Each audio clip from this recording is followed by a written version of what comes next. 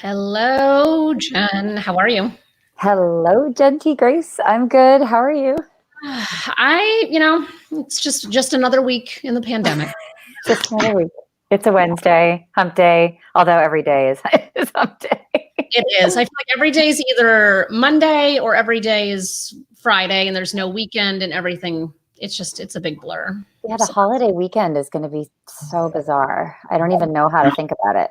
I know. I've scheduled my day as if it's any other day, so I probably shouldn't have done that, but it is what it is. Underachiever that you are. Yes. Yes. I'm fading fast. Let's be honest.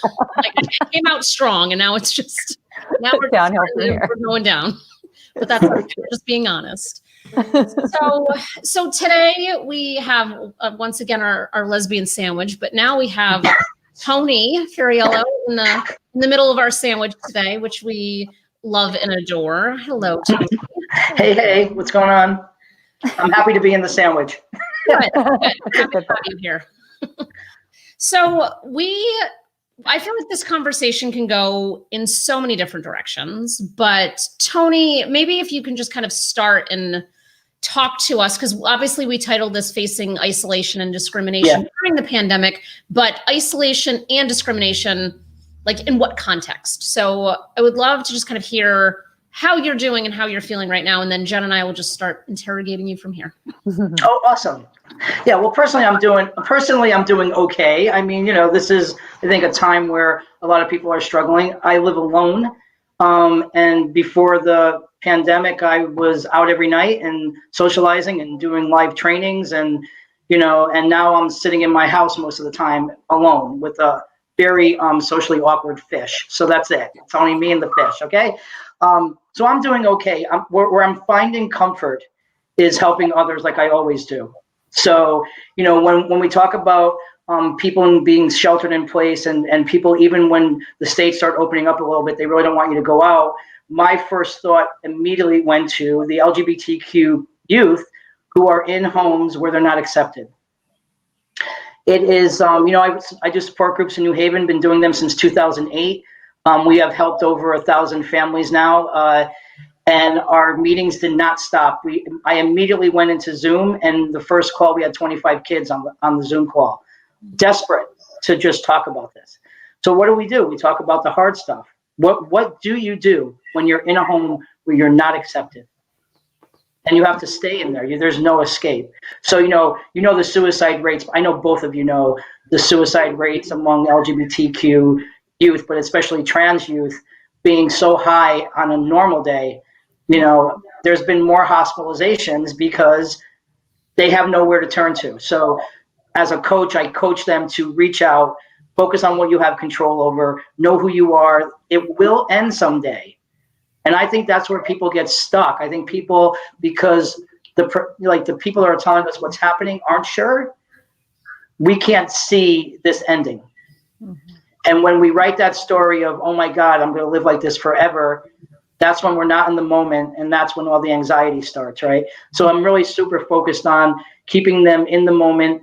I'm a certified teacher of mindfulness, and I really talk about meditation and just things that you have control over that might help them make this a little bit easier for them. Mm-hmm. So that's what I've been doing. You remind me of the fact that young people they don't know that the storm is weatherable like older generations do. And it strikes me that it's so important too for perspective right now that perhaps us oldsters have some things to share about how it gets better, or, the like major moments, I guess, as we've grown up and had our formative years and as adults where we didn't think we would make it, and we did. Yeah. And so I'm sure that you're just such a comfort to them. And I'm sure that it's incredibly scary because they don't know how these things end. They don't know that there's a silver lining potentially, and that it does get better. So thank you for the help you give them. And anytime. And what really, I didn't even think about when all this started was, I have a lot of young humans, I like to call them. I like to call them kids, but I have a lot of young humans that had surgeries scheduled. They're gender affirming surgeries that they waited for so long, and then all of a sudden they were canceled. And of course, I don't like when health providers use this word indefinitely. you know, and they're like, oh my God. And even though they know the reason and they understand the reason, it's still devastating. So, you know, I had to step in and say, you know what, they shouldn't have said indefinitely, because it's going to happen. It's just not going to happen now. You know, I'm happy to report that one kid reached out to me and said, hey, guess what? They rescheduled my surgery. So we have group this Saturday, and I said, please be on the call. So now he can announce that his surgery is going on, so that it can give hope to the other ones on the call. It's so important that when youth need to support youth, you know, and I'm on the advisory committee for the Y2Y homeless shelter here in New Haven, and it's youth to youth, right? They don't have old people like me, you know, working with the kids. They have college age kids working with teenagers. So when I'm doing the support group, same concept. I'm there as a facilitator, but they feed off of each other. It's amazing. So Ali will come on the call, and he's going to announce to everybody that his surgery's back on, and I'm hoping it will give hope to the others that they had to reschedule, you know. Tony, what gives you hope about this younger generation of LGBTQ youth in terms of how they know themselves, how they embrace themselves, perhaps how their families are supporting them in the you know, better case scenarios you're talking about? And I know it's not rosy at all. Yeah. Is there something about, do you see a different kind of resilience perhaps, or like coping skills, or, you know, how would you characterize it as different perhaps than the world that we all came of age in? Yeah, you know, I think there's more people that are out now at a younger age. So they have a community. Even in middle school, they have GSAs. We didn't have that. We didn't have anything. Right? We didn't have anything, right? It was just like, oh no, well, you know, everybody knows my background. I'm a trans guy, but I identified as a lesbian for 30 something years of my life. And yeah, it was like, okay, there is somebody I think might be like me. I'm going to go like friend them. You know, what I hope for anyone, not just kids, is I hope that even if you're not LGBTQ, that you be the person that you are, not the person you think everybody wants you to be. It's a big deal, right? To sit in your own self and appreciate yourself and love yourself and share that authentically with the world. And if people around you are trying to knock you down and make you something that you're not, then you're not surrounding yourself with the right people, right? Now, for kids, they have no choice. Sometimes their families they're too young to leave the home. And I always say to them, I do not want you to be homeless. So what I need you to do now is to create a family outside your family. And at least, because if you can have them create a family outside their family where they can go when they need support, then you can elevate them to the next step of coming out to their family if they're not out already, right? Because if it doesn't go good, they have some people to fall back on. So it's really being very mindful of each individual person, because everybody has their own uniqueness about their personality and their needs and their wants, but to be able to navigate them down the path of happiness without too many emotional interruptions. That's the key. You know? And so how are you advising these young people now, or young humans now, while we're in the middle of just this huge level of isolation for everyone? But like what are there tips or ideas or things that you're helping them do to help find that connection that they otherwise would have been able to leave their house and find, especially if they're in a home that is not super supportive of what's going on? You know, I'm a big advocate of Zooming it, man. Get on Face, have that as close to a social connection that you can have. Listen, you can sit in your yard and have a friend sit 10 feet away, you know, and it's acceptable. So it's not like we can't at all gather, but we have to be very mindful of social distancing, because, you know, I live on a street that is a block and a half from a beach, you know that. And there's so many people walking up and down the street. And I'm going to tell you, a lot of people don't have masks on and they're not socially distancing. And I'm not screaming at them, but inside I'm saying, how selfish can you be? It's the biggest act of selfishness to me is when you're not doing something to protect other people, you know. But for the young humans, it's like, get that social connection any way you can. Any way you can. I got a call tonight with the kid whose parent reached out to me because the whole family was having a meltdown. There's like 7 of them or something. And I guess there was a big blowout. Everybody's like getting in each other's way. But this kid took it the hardest. And he's really having a hard time. So okay, fine. I'll take 20 minutes out of my day every day of the week, multiple times a day, to help a kid. If talking to me is going to help him feel better about himself and maybe have a better tomorrow, I'm giving it to him. Absolutely. Is there something better I could do? For example, like I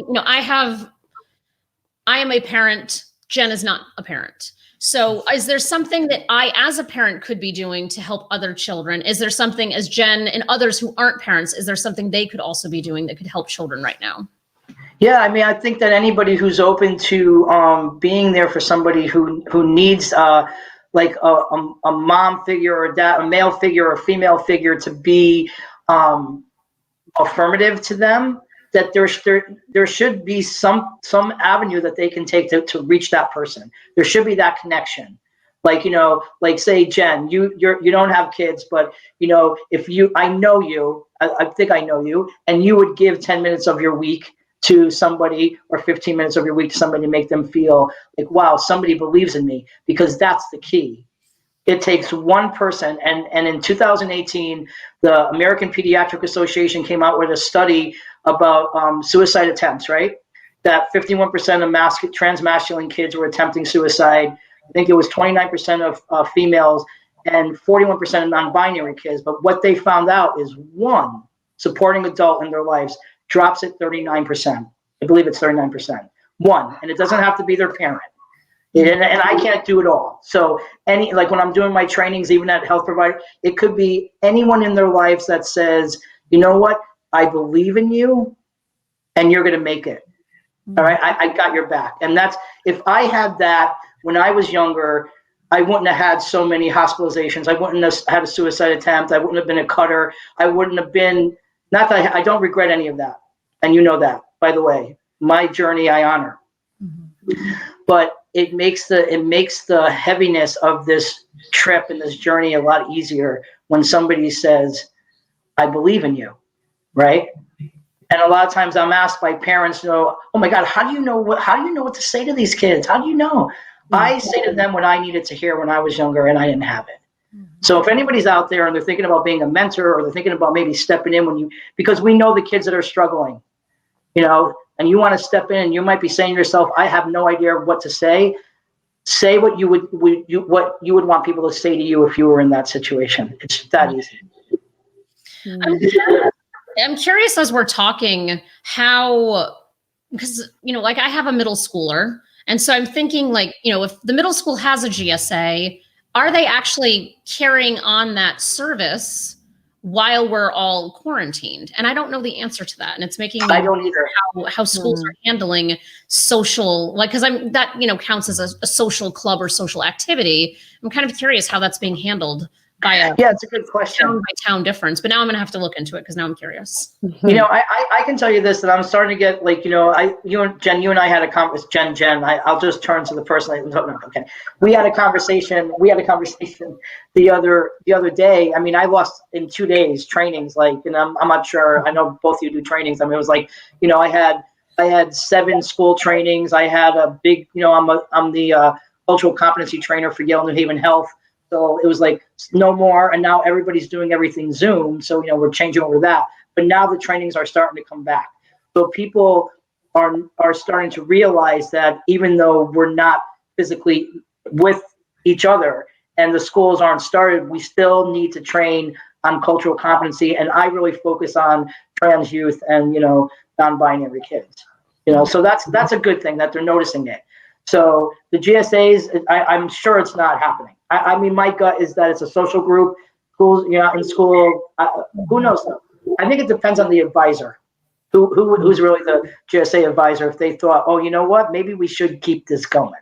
Yeah, but to me, this shows that there's still, it makes the void even bigger, because that support system that those kids may have previously had within their school system may or may not be an option right now for them too, which makes it more important for us as adults, parent or not, to step in and be that beacon of hope, or that shoulder to cry on, or just vent whatever might be going on in some young person's life. And I also think that when we're talking about young people, there's such a gap of age ranges that we could be like, anyone under my age is a younger person than I am.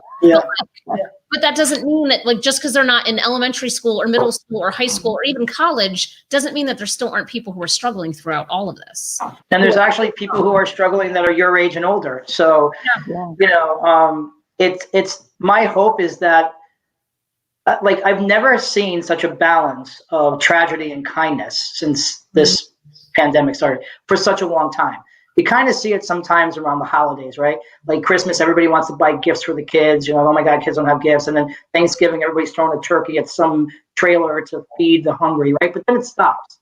Now, it hasn't stopped for a very long time. Yeah. My concern is that when we go back to our norm, whatever that's going to be, the elderly neighbor who you've been helping still needs help after this. And my concern is that people are going to stop being kind. And we can't. We have to keep being kind. This is a lesson. My source is the universe and guides and sometimes God. I'm a very, whenever I need, I pick it. But I'm hoping, I know that this is a lesson. Everybody feels good when they're being kind. If you help anyone through a struggle, you feel great. It's a really cool energy to have. It's almost selfish, right? I mean, it. Like, if you've ever given somebody money at a grocery store because they were short money to buy something, the first thing you do is tell somebody about it, right? Because you feel good about it, right? You feel good. You just help somebody. And I just hope that people keep this track up with kindness and stuff. So reach out. If you know somebody that's struggling, just reach out. Checking in. Yeah. Tony, do you think, so in the workplace context, we've been talking a lot about whether this video only way of communicating and being seen by each other, we're debating whether that's actually better for inclusion. Yeah. And potentially what I see happening is we don't have a choice to hide our lives from each other so much as we used to be able to do. And that, whether we like it or not, emphasis on not for some of us who are very much covering or in the closet, we're sort of being forced to go to a more real place with each other in order to get work done. And so I just wonder, like, if you've noticed or thought about, like, what are the sort of pluses and minuses for LGBTQ people in this virtual only world? Is it like, I had somebody who's gender non-binary share with me that it's such a relief to not be misgendered all the time, because it's just me and my face, and so in a way, when we remove the physical impression that we make of each other and the stereotypes and the biases and all that, it actually somehow is liberating for some of us in terms of being seen, like, in the way that we purely are. Yeah. So I wondered what you thought about that. Isn't that wonderful? Isn't that sad, though, that can't, like, just meld into in-person stuff, right? So I don't know if you know this, Jen, but Jen knows that I'm a manufacturing manager. I work full-time. I have a full-time job besides everything else that I do. And I lead about 65 people in a manufacturing setting. They have not stopped work since this started. We're an essential shop. We make parts for ventilators. Sometimes we make military parts. But I've been working remotely since March 11th. I haven't been back there. And I've led a team of 65 people from my dining room. Okay.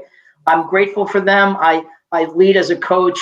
I transitioned at the job. I've been there 21 years. So, but I got to be honest with you. For me, I would work from home all the time. Me too. And I know it's not possible, but I would absolutely work from home. I'm less stressed. I'm in my own element. I don't feel like so overwhelmed. But I agree. I think that it's wonderful when you can have, your signature block have he, him, his too, or whatever your pronoun, whatever pronouns you use. It's so important that we add that. I know we couldn't do it here because of the space, but on a Zoom call or whatever, or MS Team call, everyone should. I encourage it all the time. Put your pronouns there.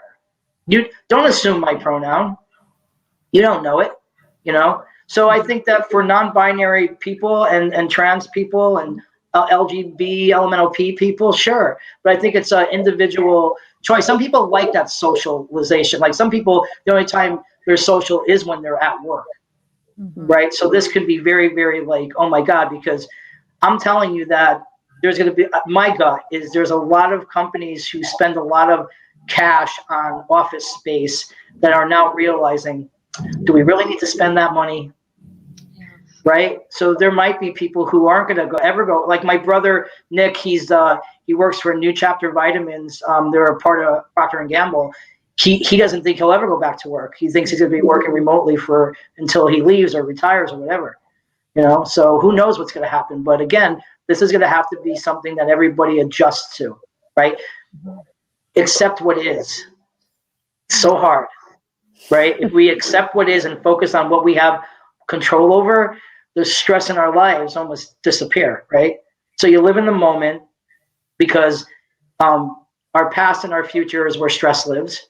If you live in the moment and accept what is, and you just kind of go with the flow, you can live a little bit longer. I think. I don't know. I think it's about proper expectations to such a degree, right? To whatever. So yes, being in the moment is obviously helpful, but I also think just not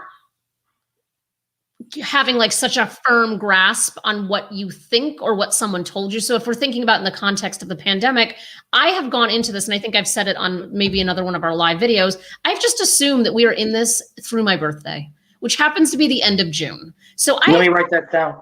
I've had zero expectations of things being sooner. And I've seen so many people kind of their emotions rise and fall with like, we're in this for another 2 weeks, or now it's another 2 weeks. And it's just this constant like battle with emotions. It's like, I've just resigned. Like once we hit end of June, then we'll see how I am. That'll be, right. Yeah. Don't be attached to the outcome. That's really important too. Yeah. Yes. Yes. That was actually one of my writing tips recently, is don't be married to the outcome. Yeah. Good. That's a good tip. Yeah. Mm-hmm. So much. Yeah. I mean, I loved your point, Tony, about like no pressure, don't put pressure on ourselves to be productive, like in the perhaps old way that we conceived of that. And being really gentle on ourselves is why is that such a hard concept for some of us? Because we self-judge, man. We always self-judge ourselves. And we have that, self-blame and shame. And I'm telling you, I was laying on my couch one Saturday. I didn't feel like doing anything. And in my brain, I'm like, my God, there's so much to do. And it's so nice outside. Why aren't you outside? And I sounded like my parents. I was like, what are you doing? You can, what I mean? Like, give yourself what you need, what you need, and don't have any, like, again, be the person you are, not the person you think everybody wants you to be. That's so important. And when it comes to everything, My wise therapist need to lean into those emotions and feel the discomfort. That is her answer to everything, is you just need to feel like lean into the discomfort instead of trying to just shoo it away or be in a battle with yourself over whether or not you should be outside. Just, if you want to be lethargic and just chill out, just chill out. But I feel like for overachievers, such as maybe ourselves here, it's really hard. Like that is a big internal battle I have on a regular basis of just slowing down. Yeah. Mm-hmm. And this my life, working full-time, training, coaching, writing, working on volume 3 of Artistic Expressions, all that stuff. And then it was like, when this happened, I was like, I don't want to do anything. Mm-hmm. And every time I hear, I'm being very transparent, as you know, I always am. Every time I hear of somebody young dying from this, I get really freaking angry. Mm-hmm. I get really angry. And then I emotionally eat, and then I get shameful afterwards. It's a whole pattern. I'm trying to, but man, when you read like 29-year-old with a 1.5-year-old kid, it's just like, why is this happening? Mm-hmm. Why is this happening? And why aren't people like following the safety protocol? When you see stuff like that. So yeah, it's a time I don't think we'll ever forget. I think I know we're going to get through this. But we have to be there for each other, and we have to. I just did a piece, Grieve. Remember? Did you see that on Facebook, Jenn? No. I did. So it's an art piece about grieving and how I just started thinking about how a lot of people are grieving the loss of people these days. And a friend of mine, Rebecca, and Drew. Rebecca lost her 17-year-old son through murder. Got murdered randomly, and people always try to hold you to their agenda when it comes to grieving. And even me, like when I broke up with my last girlfriend, it really was a hard breakup for me. And people be like, "You're not over her yet?" And I would answer like, "Well, no." And I'd feel so ashamed of saying no. right? We have to allow people to deal with this pandemic the way they have to deal with it. You know, some people will be isolated. Some people might not talk to you for a few days. Some people might be depressed. Some people might be eating everything in sight. We need to support them, whoever, and on their path, not on what we want them to be like. So important.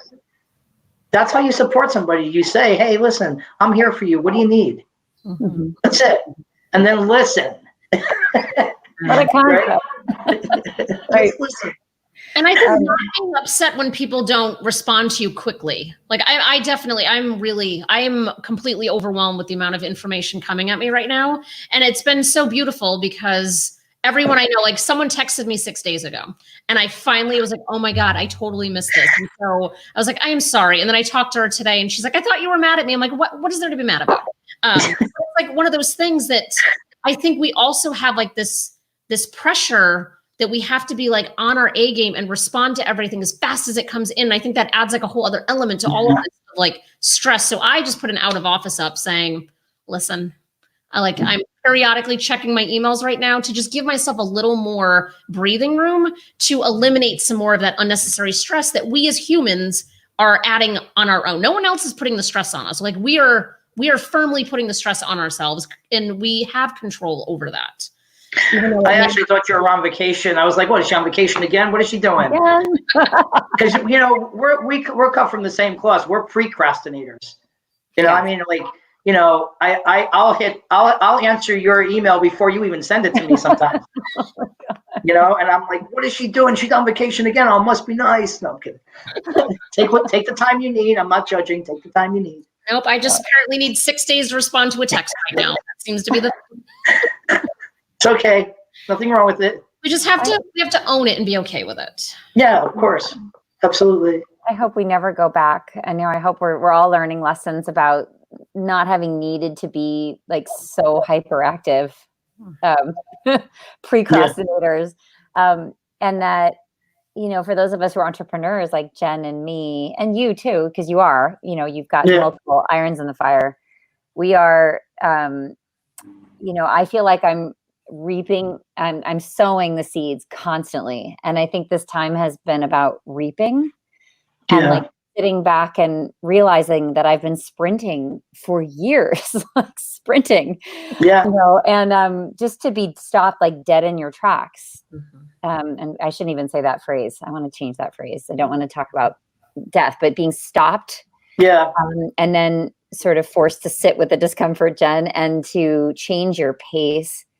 And perhaps your output, although I might argue for people like us, is all of that output really, like, is it necessary? And is it sustainable? Like the question to me is like, what pace is sustainable? What is healthy and feels good? Do we even know what that is?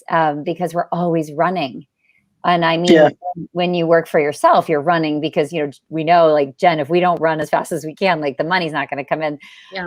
So it feels like a lot of pressure, but I do think too, that some of it is self-inflicted and not necessary. And I think can have like sort of a counter effect on us. So it's just been really nice to just take stock and kind of have a chance to pick our heads up and reconnect, have more deep and meaningful and longer conversations with people, to be able to kind of stretch into what's going on personally and not just like what's on the agenda. I mean, I'm sure, Tony, you're doing that with all your teams at work, you know, and probably like reaching a new level of like intimacy with your coworkers. Absolutely. What I loved about the two of you, though, I got to share this really quick, is that, you know, all of a sudden this pandemic happens and you two put this together like that. Like, there's two ways you can handle this. You can accept what is, like you two did, and just, okay, what are we going to do, and create you know, a space for like this. And I really look up to you two and everything that you're doing. Or you can sit down and fight it and say, this is ridiculous. I'm going to wait until this is over. I'm going to go back. We're never going to go back to the way things were, right? But for you to be open and accepting and opening this space up to people that need it, because it really does help to listen to other people's views on what's happening and how everybody's handling this. So thank you for doing this. It's awesome. Appreciate it. I think it's just new perspective. And Jen and I, we've talked about like perfectionism and like how it's nice to just kind of feel like can let your hair down, which, you know, I have hair. Don't let your hair down, Jen. Don't let your hair down. I have long hair, I can put it down. That's fun.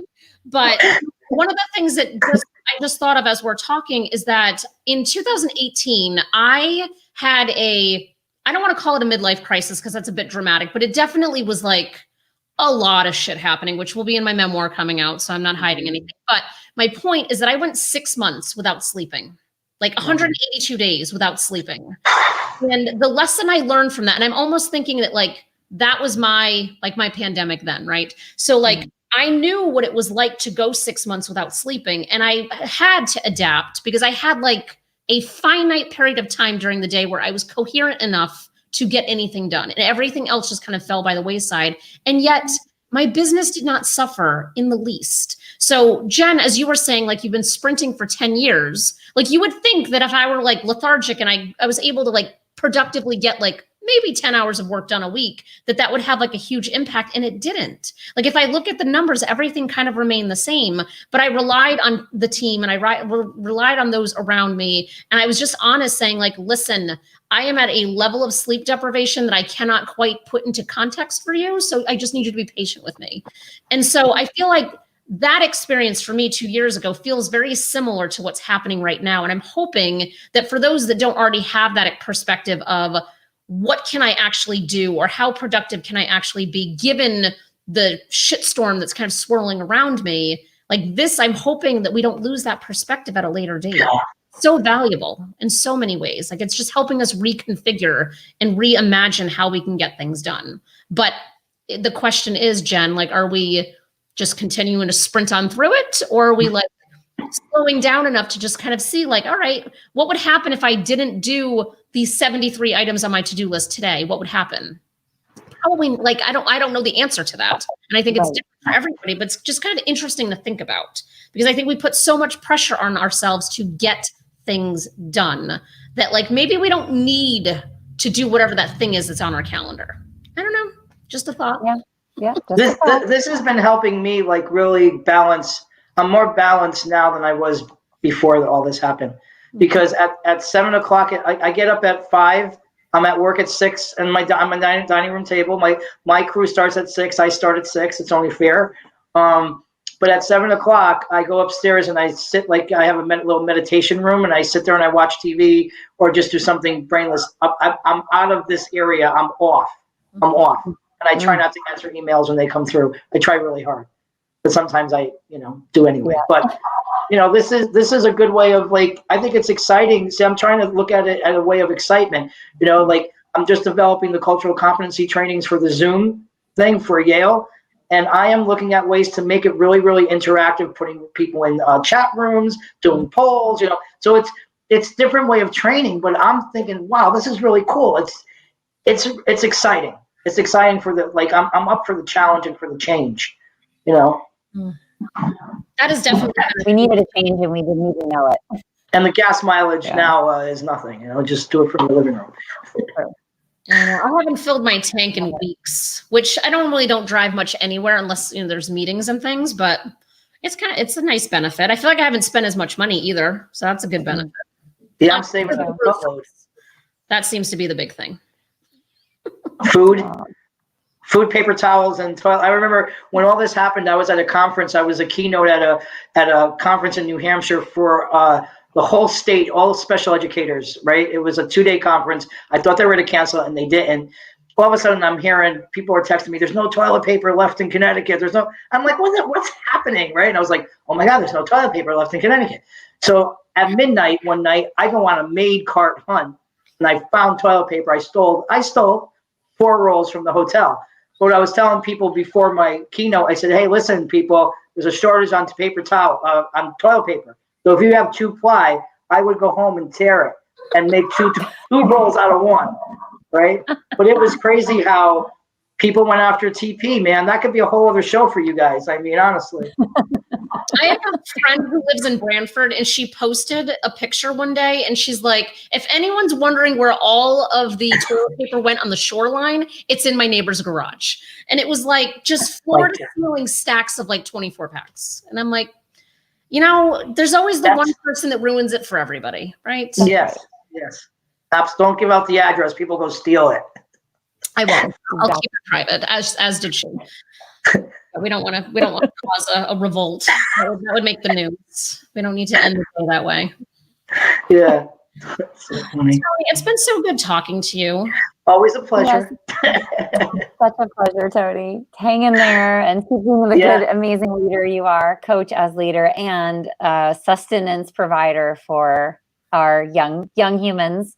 It's an honor. It's really an honor to do the work. I can tell you that. Yeah. Well, thank you too, and keep up the good work and helping everybody through this. We really appreciate you. You bet. All right. I'll talk to you both soon. Okay.